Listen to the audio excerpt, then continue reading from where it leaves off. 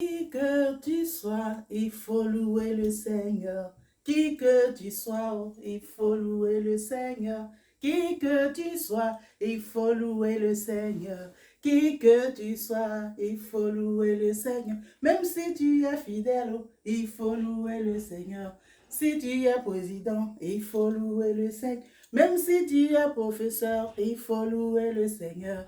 Si tu es chrétien, oh, il faut louer le Seigneur. Qui que tu sois, il faut louer le Seigneur. Qui que tu sois, oh, il faut louer le Seigneur. Alléluia, gloire à Dieu. Je vous salue encore ce matin dans le nom de notre Sauveur Jésus-Christ de Nazareth. Alléluia. Encore la louange, toujours la louange. Et nous voilà encore ce matin repartis pour un témoignage vivant pour la louange et pour la gloire de Dieu. Quand je parle de cette louange-là, il ne suffit pas de la louange où on vient remuer les lèvres et puis on fait des gens, il ne suffit pas de cela.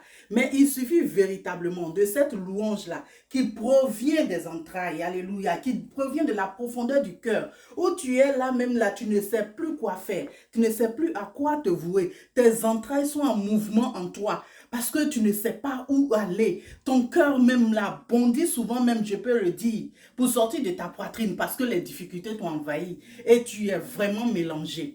Alors ce matin-là, nous allons écouter ce témoignage d'un professeur, alléluia. Un professeur et non des moindres, il est professeur en théologie, en philosophie, en hébreu, en grec et en allemand. Un professeur à l'université, je vous dis. Et cet homme-là, sa fille, vraiment lui causait tellement de problèmes. Sa fille était addict à la drogue et elle était la maîtresse d'un homme marié.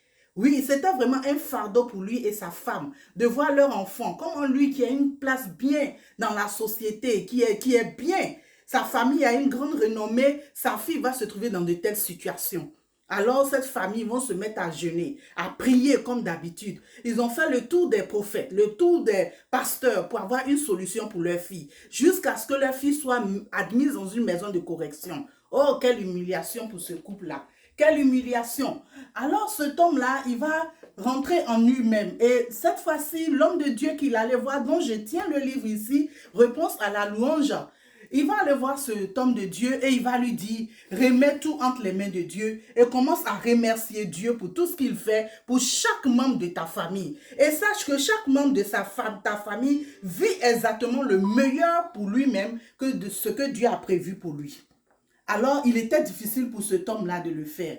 Mais par la présence de l'Esprit de Dieu, ils ont commencé à prier lui et sa femme. Sa fille était admise dans une maison de correction. Et là, elle n'était pas prête à laisser non seulement ce monsieur, qui était un homme marié, mais c'était difficile pour la famille. Alors, la dame et le monsieur, ils ont commencé à louer Dieu et à remercier Dieu, à être reconnaissant à Dieu pour la vie de leur fille même qui est devenue la maîtresse d'un homme marié, pour la vie de leur fille même qui est addict à la drogue. Ils ont commencé à remercier Dieu pour cela.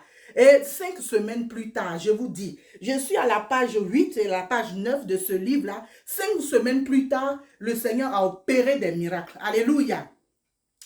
Voilà que leur fille a été libérée. Et quand elle est venue, elle est allée à l'école et voilà qu'il y avait une fête à l'école et elle-même s'est rendue là-bas. Et au cours de cette scène-là, il y a eu des scènes encore qui se sont produites où les élèves se mettent à l'écart avec leurs petits copains, leurs petits amis, tout ça. Son amie est venue la chercher, mais elle a refusé de partir. Et là, elle a vu ses camarades qui étaient en train de fumer la drogue et elle a vu certaines personnes qui s'amourachaient dans le noir et cette fille, elle a été touchée. Ça veut dire que son comportement là l'a dégoûtée. Comme la parole de Dieu le dit dans le livre d'Ézéchiel, il dit dans le verset chapitre 30, 26, il dit ceci, que je vais mettre en vous le dégoût de votre péché. Alléluia. Le Seigneur a mis en cette fille-là le dégoût de son péché. Elle a eu même envie de vomir de tout ce qu'elle voyait.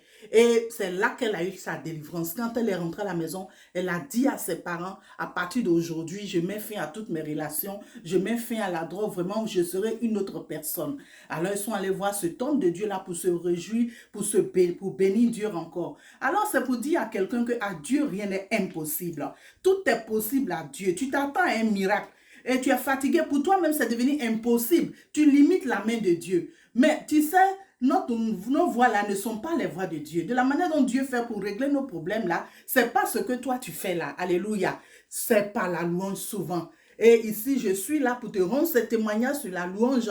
Tu montres la gloire de Dieu. Dieu s'est manifesté puissamment dans la vie de ce couple et leur fille a été délivrée rien que par la louange, rien que par la reconnaissance envers notre Dieu. Vraiment, soyez bénis ce matin. Et celui qui traverse, toute famille qui traverse ce genre de difficultés, qui traverse ce genre de problèmes concernant les enfants, vraiment, ce matin-là, je vais te dire ceci. Si tu écoutes ce témoignage, c'est que Dieu veut que tu le loues. Mets-toi à louer Dieu et tu verras que le miracle va se produire dans la vie de ton enfant. Au nom de Jésus, soyez bénis. Amen.